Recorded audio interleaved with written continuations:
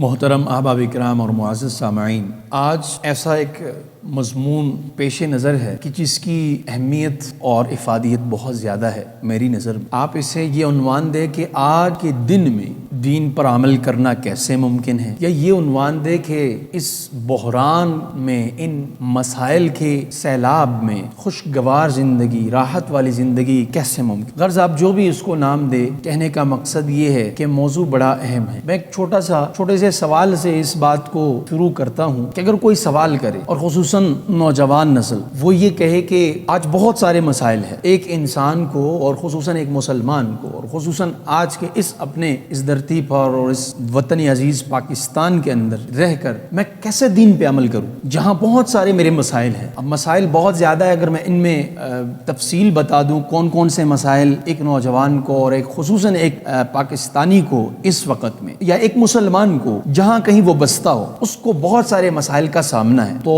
شاید تاخیر ہو اور وقت کم ہے، پھر بھی مختصراً میں عرض کیے دیتا ہوں۔ ظاہر ہے ایک نوجوان کا مسئلہ سب سے پہلے تو روزگار کا ہوتا ہے۔ ایک بے روزگار ہے تو اس کا مسئلہ کیا ہے؟ سب سے پہلے روزگار ہے۔ اگر اسے روزگار مل جائے تو اس کا مسئلہ پھر شادی، اگر شادی ہے تو اس کے بعد اس کا مسئلہ بچے ہیں، بچے ہونے چاہیے، اور پھر بچوں کا مستقبل، اور یہ ہر باپ کا یہ مسئلہ۔ پھر ضروری نہیں کہ ایک نوجوان، تو جہاں اس طرف مسائل ہے، اگر اس کے بعد جو ان تمام مسائل سے نبرد آزما ہوتا ہے یا نمٹ لیتا ہے، یا اس کے علاوہ اس کے مسائل حل ہوتے ہیں، بہت سارے ایسے لوگ ہیں جن کو اور بہت سارے مسائل کا سامنا ہے۔ جیسے وہ چاہتا ہے کہ میں ایک صحیح بات کروں، ایک حق بات کروں اور صحیح چلوں اس ماحول اور اس معاشرے میں، تو آپ خود سوال کریں گے، اپنے گریبان میں جھانک کر دیکھیں گے کہ واقعتاً آج بظاہر یہ ناممکن نظر آتا کہ میں حق پہ کھڑا رہوں اور صحیح بات کروں اور صحیح چلوں۔ آپ خود کہیں، خود سے سوال کریں، کیا آپ کو آج کا معاشرہ، بظاہر ماحول، معاشرہ چھوڑے اپنا گھر، جگہ جگہ رکاوٹیں، جگہ جگہ مسائل، یا آپ امن و آشتی کے لیے، ایک پرامن زندگی کے لیے کوشش کرتے ہوئے نظر آئیں، یا آپ ایک بڑے پیمانے پر خوشحالی لانا چاہیں،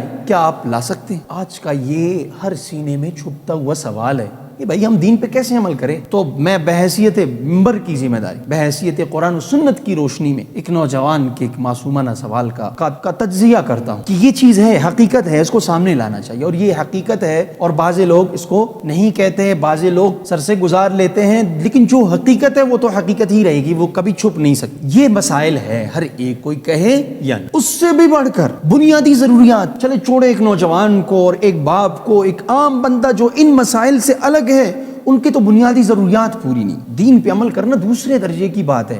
وہ یہ کہتا ہے، جس کو کوئی مرض لگی ہو نا، تو وہ دوسرے کو جلتا ہوا بھی دیکھے، کہتا ہے کہ ہاں ٹھیک ہے جل رہا ہے، لیکن اس کے سر میں درد نہیں۔ جس کے سر میں درد ہو، جس کا پیٹ خراب ہو، وہ کہے گا ٹھیک ہے اس کو یہ ایکسیڈنٹ ہو گیا، حادثہ ہو گیا، لیکن اس کے پیٹ میں درد نہیں، کیونکہ سب سے بڑا مرض اس کو وہی لگتا ہے جس میں وہ خود مبتلا ہوتا ہے۔ تو وہ کہتا ہے کہ دین پہ میں عمل کیسے کروں، میں ان مسائل کا شکار ہوں، میری بنیادی ضروریات ہی پوری نہیں۔ گیس چھوڑے، بجلی چھوڑے، اس کے علاوہ خود اس کی عزت و آبرو، خود اس کا پرامن رہنا، اگر اس کو چور رستے میں لوٹ لیتے ہیں، اس کا ذہنی کیا تاثر ہوتا ہے، آپ ذرا پرکھیں اس نوجوان کو یا اس معاشرے کو جن کے ساتھ یہ مسائل ہوتے ہیں۔ بہت اہم بات آپ غور سے سنیں کہ اس وقت ہم دین پہ کیسے عمل کریں۔ یہ دنیا کا یہ تصویر ہے دنیا کی۔ اچھا، شروع میں بنیادی ضروریات کے مسائل کو بھی حل کریں۔ میں نے پہلے مسائل کو بھی بتا دیا، دوسرے مسائل کو بھی بتا، تیسرے مسئلے کو بھی چھوڑے، چوتھے مسئلے پر آ جائے۔ ایک بندہ ہے، ان سب مسائل سے گزرتا ہے، اس کے بعد اس کے ذہن میں پیدا ہوتا ہے کہ میں ترقی کی راہ پہ گامزن ہو جاؤں۔ اچھا، عمومی طور پر، مجموعی طور پر میں مسلمانوں کے لیے کوئی کر سکوں، کچھ ان کے طاقت کو مضبوط بنا سکوں، ان کو پاورفل بنا لوں، ان کو اتحاد اور اتفاق پر جمع کروں، ان کو یہ اس ترقی کی راہ پہ گامزن کروں، اور یہ صحیح بات، اور اس صحیح بات کو میں اتنا پھیلاؤں اور ان سب کو اکٹھا کروں، تو اس کو بھی راہ مسدود نظر آتی ہے، وہ نہیں کر سکتا یہ کام۔ تو اب کرے کیا کرے؟ اب ایک نوجوان اور ایک آج کے معاشرے کا بھاسی، آج کے معاشرے کا رہنے والا، اس دور میں، اس ماحول میں دین پہ عمل کیسے کرے بھائی؟ صحیح بات کیسے کرے، صحیح بات کو اپنے اوپر کیسے لے کر آئے، معاشرہ ہی نہیں چھوڑ رہا، رکاوٹ ہی رکاوٹ ہے، صحیح بات پہ چل نہیں سکتا، کیا کرے؟ تو ایک سوال یہ پیدا ہوتا ہے، اس کے جواب پر آج کا بیان۔ دوسری طرف وہ کہتا ہے دین ہے، کہتے ہیں صحیح بات کرو، صحیح بات پہ عمل کرو، سچ بولو، حق پہ کھڑے رہو، معاشرہ ہی نہیں چھوڑ رہا، میرے گھر میں نہیں چھوڑ رہے، بھائی میں معاشرہ کیا چھوڑے گا؟ ایک نوجوان کیا کرے گا، ایک اکیلا باپ کیا کرے گا، ایک حاجی صاحب کیا کرے گا، ایک امام کیا کرے گا، ایک اسکیم کے اندر ایک بڑا کیا کرے گا؟ اس کو جگہ جگہ رکاوٹیں نظر آتی ہیں۔ اور دوسری طرف دین کہتا ہے یہ کرو۔ تو کہنے کا مقصد یہ ہے کہ سب سے پہلے اپنی ذات سے شروع کریں۔ سب سے پہلے کیا کریں؟ چھوٹی سیڑھی۔ جب میں اگر چھڑنے کا ارادہ رکھتا ہوں نا، مسلمان کے پاس تو وہ دین، وہ خزانہ، وہ شریعت، وہ اسلام، کہاں گئی وہ باتیں؟ جب ہم بیان میں بیٹھتے ہیں، مولانا طارق جمیل صاحب کے بیان میں بیٹھتے ہیں، مفتی طارق مسعود صاحب کے بیان میں بیٹھتے ہیں، بڑے بڑے علماء کرام، وہ خانقاہوں میں جاتے ہیں، ہمارا سینہ ایمان سے بھر اٹھتا ہے۔ گھر میں آتے ہیں، کہاں ہے وہ ایمان؟ معاشرے میں آتے ہیں، بازار میں آتے ہیں، کہاں وہ ایمان؟ سوال ہے نا، میرے سوال کا جواب دیجیے۔ تو یہ سوال ہے نہیں، اس سوال کو میں لینا چاہتا ہوں کہ کیا کریں؟ نہیں ہو رہا ابھی عمل دین پہ، تو نہیں ہو رہا۔ میں کیا عرصے سے علماء بیان کر رہے ہیں، ممبر پہ کوئی تبدیلی نظر آ رہی ہے؟ ایک سوال ہے کہ بھائی آپ عالم ہوتے ہوئے اب ناکام ہو کیوں؟ تبدیلی تو نظر نہیں آ رہی، آپ صحیح بات کر رہے ہیں، آپ نے آج تک گالی تھوڑی دی، اس کے باوجود تبدیلی کیوں نظر نہیں آئی؟ حاجی صاحب جا کے خانقاہ میں بیٹھتا ہے، آتا ہے، جاتا ہے، تبلیغ میں جاتا ہے، آتا ہے، اللہ کے راستے میں جاتا ہے، آتا ہے، اس کے باوجود اس کے گھر میں تبدیلی نظر نہیں آ رہی۔ وہی سوال کہ جگہ جگہ رکاوٹیں۔ وہ چاہتا ہے میرا گھر اسلامی ماحول کا بن جائے، وہ چاہتا ہے میرا معاشرہ با پردہ، نوجوانوں کے اندر محنت، شعور، ادب، اخلاق، غلط سوسائٹی نہیں، چاہتا ہے۔ کون نہیں چاہتا؟ ہر کوئی چاہتا ہے، لیکن کر کیوں نہیں سکتا؟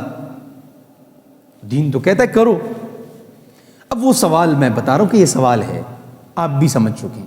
اب میں دوسری بات پہ آتا ہوں کہ بھائی دین کہتا ہے سب سے پہلے اس وقت میں کیا کرو؟ آپ پہلی سیڑھی پہ عمل کرو۔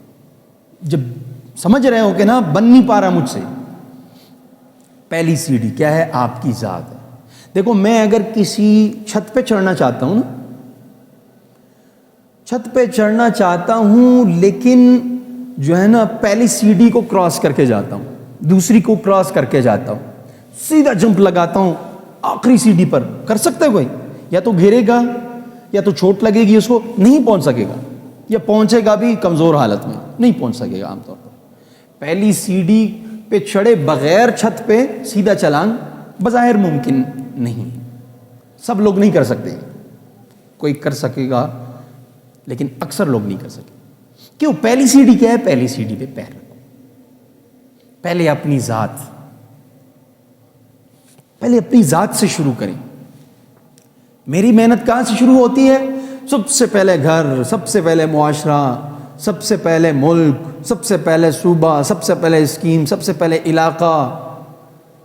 پہلی سیڑھی اپنا آپ ہے، اپنے آپ سے شروع کریں، اپنے ذات کی اصلاح کریں، اپنے دین، شریعت، ایمان کی فکر کریں، آخرت کی زندگی پر محنت کریں۔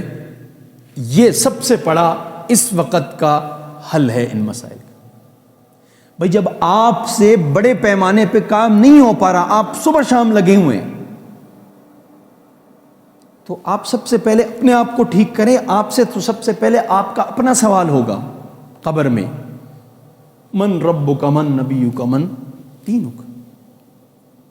آپ سے سوال ہوگا حشر کے دن، قدم نہیں ٹکیں گے، جوانی کہاں گزاری، پیسہ کہاں لٹایا، کیسے زندگی آپ نے گزاری۔ سب سے پہلے آپ، یہ وہ پہلا حل ہے ان سارے مسائل کی بلڈنگ کو، ان سارے مسائل کا جو بڑا تعمیر ہم نے اپنے ذہن میں بنایا ہوا ہے، جو آج معاشرہ ہمیں بنا کے دے رہا ہے، ان سب کے مسائل کا حل کیا ہے؟ سب سے پہلے اپنے آپ سے شروع کریں، اپنی خود آخرت کی فکر کریں، اپنے آپ کو ٹھیک کرنے کی کوشش کریں، چھوڑیں آپ دوسروں کو، سب سے پہلے اپنے آپ پہ آ جائیں، کیونکہ آپ کو پورے گھر پہ اگر اختیار نہیں، آپ کو پورے علاقے میں اختیار نہیں، آپ کی بات مسجد سے باہر نہیں نکلتی، آپ کے بات گھر سے باہر نہیں نکل سکتی، تو پورے ملک میں آپ کیسے ٹھیک بات کر سکیں گے اور اس کو نافذ کر سکیں گے کہ یہ کام کرو بھائی، وہ غلط ہو رہا ہے، وہ چوری غلط ہو رہی ہے، وہ جھوٹ غلط ہو رہا ہے، وہاں پہ جو ہے نا دھوکہ ہو رہا ہے، وہ غلط ہو رہا ہے، آپ کی بات تو گھر سے نہیں نکل سکتی۔ تو کہنے کا مقصد یہ کہ شریعت یہ کہتی ہے کہ سب سے پہلے جس وجود پہ آپ کو اختیار ہے، اب میں اپنی ذات پہ پورا اختیار رکھتا ہوں، نہ اس پہ کسی ملک کا تسلط ہے، نہ کسی جو ہے نا وزیر کا تسلط ہے، نہ کسی بڑے بھائی کا تسلط ہے، ہر ایک اپنی ذات پر خود مختار ہے، اس پہ تو کسی کا جو ہے نا تسلط نہیں۔ تو سب سے پہلے شریعت کہتی ہے کہ جس چیز پہ آپ کو اختیار ہے، اگر آپ اس سے بڑے ہیں یعنی گھر کے بڑے ہیں تو آپ گھر پر بھی خود مختار، پھر آپ کی بات گھر میں بھی چل سکتی ہے، ایسے ہی ہے نا۔ اگر میں گھر کا اکلوتا بیٹا ہوں تو میں صحیح بات گھر میں نافذ نہیں کروا سکتا، خود تو کر سکتا ہوں عمل، کوشش کر سکتا ہوں جو میرے بس میں ہے، جہاں تک میں عمل کر سکتا ہوں وہ بھی صحیح بات پر۔ دیکھو لا یکلف اللہ نفسا الا وسعہا، اللہ تعالیٰ طاقت سے بڑھ کر کوئی حکم نہیں دیتے، جو بس میں ہے وہ کرو، اس سے بھی بڑھ کر اگر آپ کو چانسز ہے، موقع ذہن میں لگتا ہے کہ اگر میں یہ کام کروں تو کامیاب ہو جاؤں گا، یہ صحیح بات کروں، معاشرے میں یہ سب کے سب جو ہے نا صحیح کام کریں گے اور میری بات مانی جائے گی، کوئی فتنہ کھڑا نہیں ہوگا، تو ادھر بھی کوشش کرے، اگر جانتے ہو میرے صحیح بات سے بھی فتنہ کھڑا ہوگا، چھوڑے، ختم کرے، صحیح بات بھی نہ کرے وہاں پہ، یہ دین ہمیں کہتا ہے۔ آج کے دور میں مسائل کے بحران میں، جگہ جگہ رکاوٹوں میں، صحیح بات کے لیے جگہ جگہ مسائل ہیں، پریشانیاں ہیں، صحیح بات کر نہیں سکتے بھائی۔ آج پر دین پر عمل کرنا ایسا ہے جیسے انگارے کو ہاتھ میں لینا، چھوڑے غیر مسلموں کو، ہمارے اپنے معاشرے کا یہ حال بن چکا ہے، نعوذ باللہ، نہیں کر سکتا کوئی، اگر خود کر سکتا ہے تو ٹھیک ہے، وگرنہ دوسرے پر یہ کہنا کہ بھائی آپ بھی یہ کرو، بظاہر مشکلات ہے، بہت ساری مشکلات ہیں، کہیں تو فتنے کھڑے نظر آتے ہیں، تو اس وجہ سے دین کہتا ہے کہ تسلی سے، حوصلہ، صبر، تحمل، اس بات کو اس وقت نہ کہو، آپ دیکھ رہے ہو کہ میری صحیح بات سے فتنہ کھڑا ہو رہا ہے، جھگڑا کرا ہو، نہیں کرو اس وقت، کیا ضرورت ہے۔ تو کہنے کا مقصد یہ ہے کہ سب سے پہلے اپنی ذات، لیکن گھر کے بڑے ہو تو اس وقت ذات سے بڑھ کر آپ کی ذمہ داری عائد ہوتی ہے کیا؟ پورا گھر، آپ اس پورے گھر پر جو ہے نا کوشش کریں۔ اس پر میں بات کر چکا ہوں کہ تم اپنے بھی ذمہ دار ہو اور اپنے گھر والوں کی بھی، وہ اسی دائرے میں جہاں تک آپ کو اختیار ہے، جہاں پہ اختیار نہیں وہاں پہ شریعت آپ کو نہیں کہتی، اس کا سوال نہیں ہوتا آپ سے، شریعت آپ کو نہیں کہتے کہ پورے دنیا کے لوگوں کو آپ نے کیوں مسلمان نہیں کیا، سوال نہیں ہوگا آپ سے، کہ بس میں نہیں، جہاں تک آپ کو بس ہے۔ تو اس پر کیا ہے، اس پر ہمیں شریعت یہ حل بتاتی ہے۔ یہ اتنا بڑا سوال اور اتنے سارے مسائل اور ان سب کا شریعت کی روشنی میں یہ حل ہے، اپنے سے شروع کرے، جہاں تک اختیار ہے وہ کرے، جہاں تک اختیار نہیں ہے وہ صحیح کام بھی نہ کرے۔ اب دوسری بات پر آ جائیں، دوسری بات یہ ہے کہ چلیں آپ سمجھ رہے ہیں کہ بھائی دنیا میں صحیح کام جس طرح میں چاہتا ہوں نا، ویسے تو دین تو آیا ہے کس کے لیے؟ قیامت تک کے انسانوں کے لیے، پوری دنیا کے لیے نا، اسی وجہ سے میں نے یہ ساری بات تو کی۔ کوئی سوال کر سکتا ہے، آپ تو کہتے ہو کہ دین تو تا قیامت لوگوں کے لیے، پوری دنیا کے لوگوں کے لیے، آپ کو تو اپنے معاشرے میں کوئی نہیں مانتا، اپنے معاشرے میں دین پہ کوئی نہیں چل رہا، کیا جواب دیں گے؟ وہ یہ جواب۔ تو اس طرح دین پہ عمل کرنا ممکن ہے۔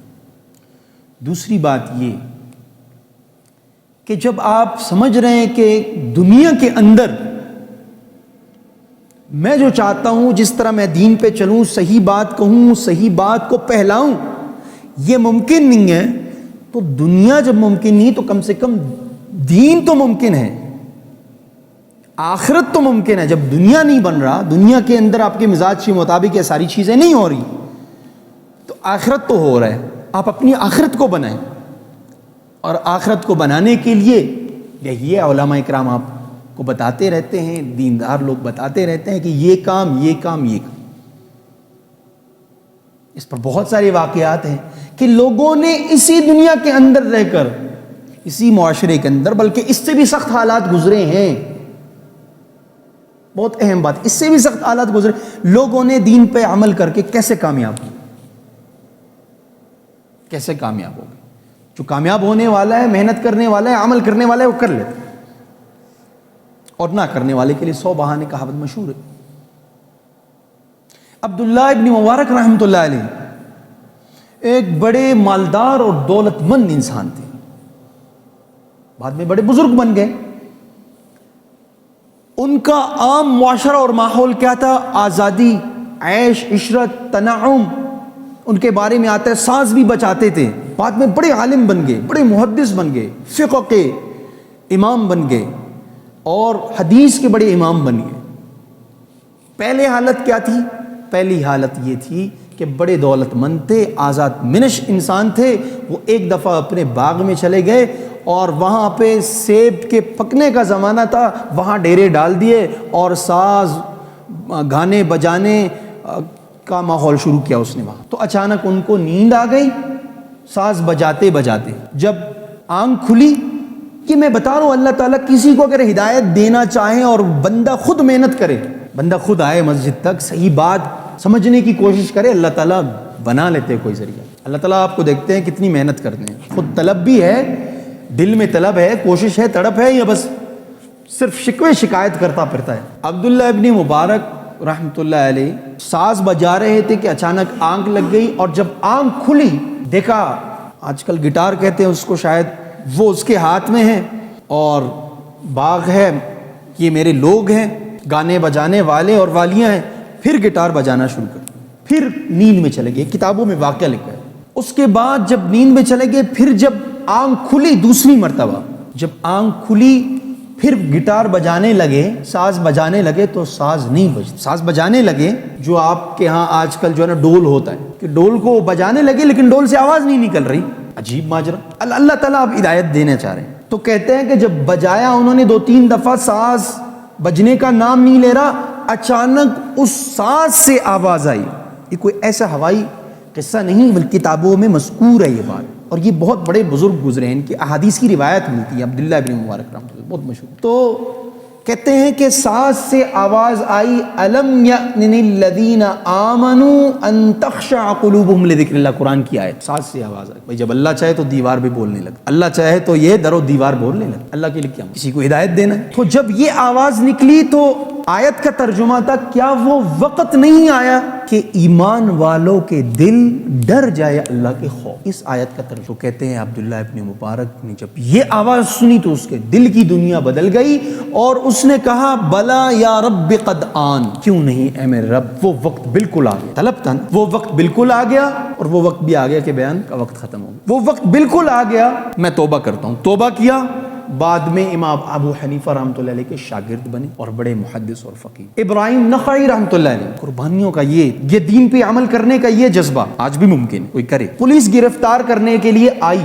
دروازہ ٹکٹکایا، ابراہیم نخعی، ہاں ابراہیم نخعی، چلو گرفتاری کا آرڈر۔ ابراہیم نخعی سمجھ گئے، عالم تھے، کہ یہ گرفتاری فلان ابراہیم کے لیے، میرے لیے نہیں ہے، وہ مشہور ہے اور اس کا کوئی سرکاری معاملہ چل رہا ہے، پولیس اس کی گرفتاری کے لیے آ گیا ہے، میں نہیں ہوں، ان کو بتا دوں۔ گرفتاری دے دی، کس نیت پر؟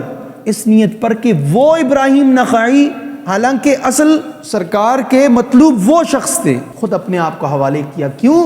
اس نیت پر کیونکہ وہ بھی دین کی خدمت کر رہا ہے، میں بھی، مجھ سے زیادہ بہتر وہ خدمت کر سکتے، اس لیے میں اپنے آپ کو جو نا پولیس کے حوالے کر، میں بند رہوں جیل میں، اس کا جو کام ہے دین کا وہ باقی رہے۔ یہ اس وقت کے سخت حالات۔ تو سارے بیان کا خلاصہ یہ ہوا کہ اگر دنیا میں آپ کو آپ کے مزاج کے مطابق دین پہ چلنا ناممکن لگے، تو کم سے کم اپنی ذات سے شروع کر کے جتنا آپ دین کر سکتے ہو یہ ممکن ہے، اور یہ تاریخ بھری پڑی ہے اور یہ واقعات بھرے پڑے ہیں، یہ سب کا سب ممکن ہے۔ اللہ تعالیٰ مجھے اور آپ کو دین پر ہر لمحہ، ہر ماحول میں، ہر معاشرے میں عمل کرنے کی توفیق عطا فرمائے، یہ جذبہ نصیب فرمائے جو پہلے والے لوگوں کے تھے۔